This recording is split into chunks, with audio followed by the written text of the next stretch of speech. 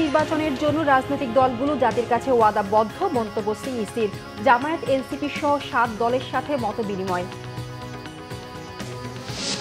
সাংবাদিক খাশোগি হত্যাকাণ্ডে সৌদি যুবরাজ কিছুই জানতেন না দাবি ট্রাম্পের। সালমানকে হোয়াইট হাউসে রাজকীয় অভ্যর্থনা।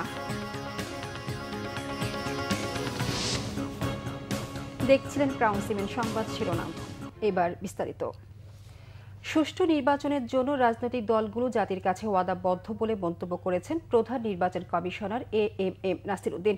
ভোটারদের কেন্দ্রে আনতে দলগুলোর সহযোগিতা কামনা করেন তিনি। ত্রয়োদশ জাতীয় সংসদ নির্বাচনকে সামনে রেখে নিবন্ধিত রাজনৈতিক দলগুলোর সাথে ধারাবাহিক সংলাপের অংশ হিসেবে জামায়াত, এনসিপি সহ 7টি দলের সাথে বৈঠক করছে নির্বাচন কমিশন। বৈঠকের শুরুতে সিইসি এএমএম নাসির উদ্দিন বলেন, সুন্দর গ্রহণযোগ্য নির্বাচনের জন্য জাতির কাছে রাজনৈতিক দলগুলো ওয়াদাবদ্ধ। ভোটারদের কেন্দ্রে আনতে রাজনৈতিক দলগুলোর ভূমিকা রাখার আহ্বান জানান সিইসি। জামায়াত নেতারা অভিযোগ করেন, ডিজাইন করে প্রশাসনের রদবদল করা হচ্ছে। প্রতিটি ভোট কেন্দ্রে 5 জন সেনা সদস্য রাখার সুপারিশ করেন জামায়াত নেতারা।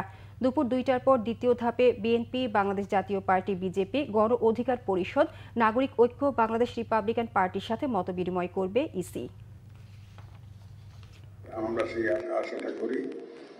আর আপনাদের দলীয় যারা ক্যান্ডিডেট থাকবেন তারা যাতে আচরণবিধিটা পরিপালন করেন সেটা একটু আপনারা, এখানে আপনাদের ভূমিকা অত্যন্ত গুরুত্বপূর্ণ। আইন শৃঙ্খলা বাহিনীর চাইতেও বড় ফ্যাক্টর হচ্ছে, বড় ভূমিকা হচ্ছে রাজনৈতিক দল এবং ক্যান্ডিডেটদের এই আচরণবিধি পরিপালনের ক্ষেত্রে।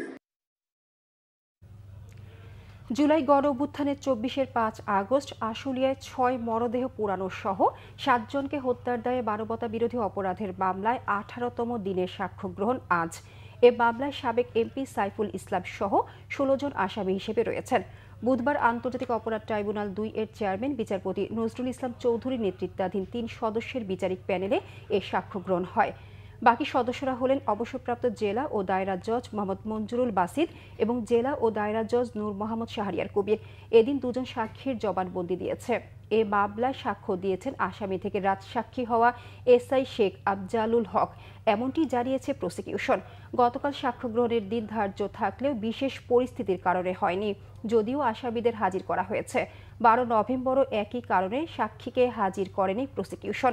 এরই ধারাবাহিকতায় আজ সাক্ষ্য গ্রহণ হবে। এ মামলায় গ্রেপ্তার 8 আসামিকে ট্রাইব্যুনালে হাজির করা হয়েছে। তবে সাবেক এমপি সাইফুল সহ 8 জন এখনও পলাতক রয়েছেন। উত্তরাঞ্চলের কৃষি অর্থনীতিকে শক্ত করতে নতুন জাতের ধান উদ্ভাবনে গুরুত্বপূর্ণ ভূমিকা রাখছে রংপুরে বাংলাদেশ ধান গবেষণা ইনস্টিটিউটের আঞ্চলিক কার্যালয়। গেল 3 দশকে কৃষকের জনপ্রিয় 4টি নতুন ধানের জাত উদ্ভাবন করেছে প্রতিষ্ঠানটি।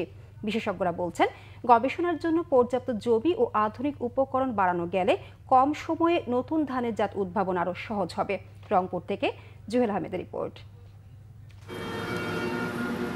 সবুজ সতেজ যে ধানের গুছে বাতাসে দোল খাচ্ছে তা উদ্ভাবনী ধান। বন্যা সহিষ্ণু বাসমতী, সুগন্ধি চাল, নদীপাড়ের বিশেষ জাত কাটারি ভোগ ও 18 মিলিমিটার দৈর্ঘ্যের বিশ্বমানের বাসমতী উদ্ভাবনে প্রতিষ্ঠানটি পেয়েছে উল্লেখযোগ্য সাফল্য। কম সময় ও উচ্চ ফলনশীল এসব ধান শীঘ্রই বিতরণ করা হবে কৃষকের মাঝে। আমরা বাংলাদেশে প্রথম আমরা বাসমতী রাইসে ডেভেলপমেন্টের কাজ শুরু করছি এবং আমাদের আমরা আশাবাদী যে আমরা খুব শীঘ্রই আমাদের বাংলাদেশ ধান গবেষণা ইনস্টিটিউট একটা বাসমতী জাত হয়তো আমরা কৃষক পর্যায়ে রিলিজ করব, যেটা এই এলাকা চাষ করে আমাদের নিজস্ব চাহিদা যে পূরণ করে আমরা বিদেশে রপ্তানি করতে পারবো। গবেষকরা বলছেন, জলবায়ু পরিবর্তনের প্রভাব মোকাবেলায় এসব নতুন জাত কৃষকদের জন্য আশীর্বাদ হবে। জমি সংকট কাটিয়ে আধুনিক প্রযুক্তি ও জিনগত সংমিশ্রণ বাড়ানো গেলে আরও দ্রুত নতুন জাত নির্ধারণ সম্ভব। এতে ধান উৎপাদন যেমন বাড়বে, কৃষকের আয়ও বাড়বে। এই এলাকায় একটা সুগন্ধি ধানের ভালো চাহিদা আছে, তা আমরা এখানে আমাদের জিআই ট্যাগ প্রাপ্ত যে কাটারি ভোগ, সেই কাটারি ভোগ ইম্প্রুভ আমরা কাজ করতেছি। আমরা চাচ্ছি যে প্লান্ট টাইপ খাটো হবে, এইচআইভি হবে, সাথে সুগন্ধি থাকবে। সাথে আমাদের কালিজিরা যে ইম্প্রুভমেন্ট সেটা কাজ আমরা এখানে করতেছি। প্রতিপক্ষকে যদি আমার এখানে আরও জমি এক্সটেনশন করা হয় আরও 10 একরের মতো, তাহলে আমাদের গবেষণা জোরদার হবে এবং বাংলাদেশের খাদ্য নিরাপত্তার জন্য আমাদের নতুন নতুন প্রযুক্তি আবিষ্কার করতে সহজ হবে। নগরীর মডার্ন মোড়ে ১৫ একর জমিতে ১৯৯১ সালে গড়ে ওঠা এই ধান গবেষণা ইনস্টিটিউট যৌথ গবেষণা ছাড়াও বিড়ি ধান ৫১, ৫২, ৭৯ ও ১১০ জাতের উচ্চ ফলনশীল ধান উদ্ভাবন করেছে গবেষণা কেন্দ্রটি। জুয়েল আহমেদ, বাংলা ভিশন, রংপুর। আন্তর্জাতিক প্রসঙ্গ। সাংবাদিক জামাল খাশোগি হত্যার ঘটনায় সৌদি আরবের সাথে যুক্তরাষ্ট্রের টানাপোড়েন এক ঝটকায় পাল্টে দিলেন মার্কিন প্রেসিডেন্ট ডোনাল্ড ট্রাম্প। সৌদি যুবরাজ মোহাম্মদ বিন সালমানকে হোয়াইট হাউসে রাজকীয় অভ্যর্থনায় শুধু নয়, ট্রাম্প তার পক্ষ হয়ে সাংবাদিকের সাথে তর্কেও জড়িয়েছেন। তুরস্কের ইস্তাম্বুলে সৌদি কনসুলেটের ভেতরে খাশোগিকে হত্যার জেরে ২০১৮ সালের পর সৌদি ক্রাউন প্রিন্স সালমানের প্রথম যুক্তরাষ্ট্র সফর এটি। বর্ণাঢ্য আয়োজনে তাকে হোয়াইট হাউসে স্বাগত জানিয়েছেন ট্রাম্প। ওভাল অফিসে এক সাংবাদিক খাশোগি হত্যায় সন্দেহভাজন সালমানের বিষয়ে প্রশ্ন তুললে ট্রাম্প চরম ক্ষুব্ধ প্রতিক্রিয়া দেন। বলেন, ওই হত্যার বিষয়ে কিছুই জানতেন না সালমান। এমন কিছু ঘটনা ঘটতেই পারে বলে সৌদি যুবরাজের পক্ষে সাফাইও দিয়েছেন। তাছাড়া এমন প্রশ্নের মাধ্যমে সালমানের মতো সম্মানিত অতিথিকে বিব্রত করা হচ্ছে বলেও ক্ষোভ জেরেছেন ট্রাম্প। এদিকে ইসরায়েলের তীব্র আপত্তি সত্ত্বেও সৌদির কাছে অত্যাধুনিক F-35 যুদ্ধবিমান সহ বিপুল পরিমাণ সামরিক সরঞ্জাম বিক্রির বিষয়ে ইতিবাচক কথা হয়েছে দুই নেতার। আরব রাষ্ট্রগুলোর সাথে ইসরায়েলের সম্পর্ক স্বাভাবিক করতে যুক্তরাষ্ট্রের আব্রাহাম একর্সে আপত্তি নেই উল্লেখ করে সালমান স্বাধীন ফিলিস্তিন রাষ্ট্র সৃষ্টির বিষয়ে সৌদির দৃঢ় অবস্থান ট্রাম্পের কাছে স্পষ্ট করেছেন। সালমানের সম্মানে আয়োজিত নৈশভোজে ইলন মাস্ক, ক্রিস্টিয়ানো রোনালদো সহ নিজ নিজ ক্ষেত্রে সফল তারকারা অংশ নেন। এ সময় সৌদির আধুনিকায়নে সালমানের ভূয়সী প্রশংসা করেছেন ট্রাম্প।